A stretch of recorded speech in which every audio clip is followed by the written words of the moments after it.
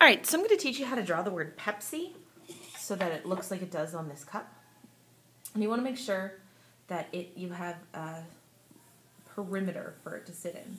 So give it a top line and a bottom line, and you can measure how big this space is, just like this. Make sure you've got it the right size when you go to do it one-to-one size. I just kind of made it up for the demonstration though. Then you want to give yourself a perimeter this way. You want to measure the distance of the Pepsi. So I've got that much space to put it in. And I made it just a little bit bigger again. Now you'll notice the word Pepsi is slightly italicized, so you want to put that on a bias a little bit. So there's the space that I'm going to fit that in. I like to start out with the first P and just sort of guesstimate about where it is. You want all the lines to be the same width. So I do the backbone of the P and then follow this around. See how the line right here is really straight? There it's straight, here it's straight. So I'm just going to bring it around like this. And if it doesn't quite fit, or if you're not sure how big it should be, again, just measure it, see if it's about right. And if it's not right, fix it.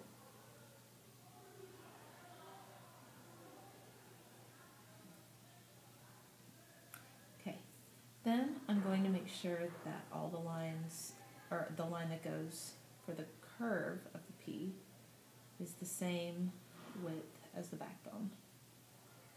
And you'll notice this is sort of a bullet shape in the middle, flat on the back, straight forward, and loop around like that. So then I'm going to contrast and compare and say, does it look right? And if it does, move on, and if it doesn't, already go back and fix it, because if the first one isn't right, the rest of them definitely won't be. And that looks pretty close. The next one that I'm going to do is the I. So I've got the rest of my word. I know exactly where it needs to fit. I'm not trying to squeeze the I in at the last second. And I want those widths to be the same as well. The next one that I like to do is the next P. And I know it has to be the same as the first one. And I need to leave enough space for the E and the S then.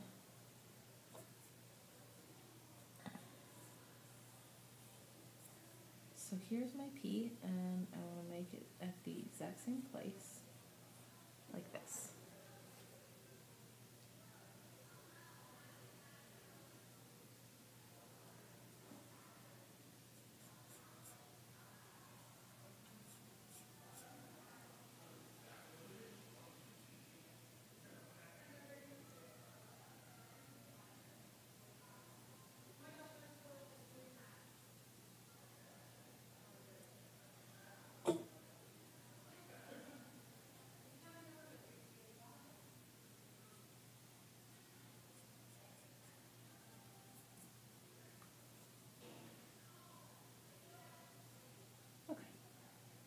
Starting to get it. Now the E. I'm going to fill the E in this space right here.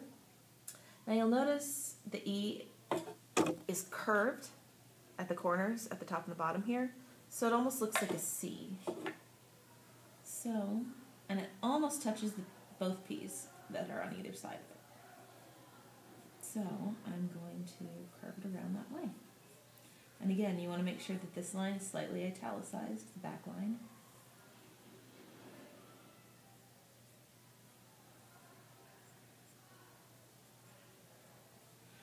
I'm going to first make it into a C so that I know that it's the same. And then I'm just going to add this little centerpiece. So what you want to notice about the E is that on the inside here, the top and the bottom, these are curved lines. And then here it comes to a point, right there. So at the top, comes down around curve point, and at the bottom it comes across up curve point. And you'll notice the center horizontal line is slightly shorter than the top and the bottom. E.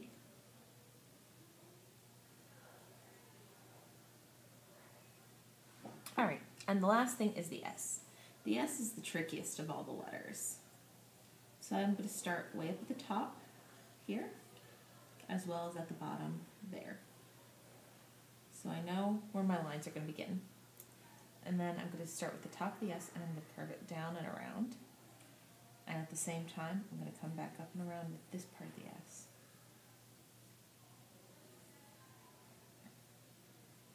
And I know that this line is as horizontal as the top and the bottom are. So, I'm going to bring it down just a little bit more. This is something that you need to eyeball a little, but take caution with. Remember, horizontal lines here, and then curve it up here, and bring it back over, and curve it down there, and bring it back over. See how this side of the S lines up with that side of the S? Same thing here. There we go. We've got a little R in a circle there for a registered trademark. And we've got it pretty close to the drawing of the word Pepsi here.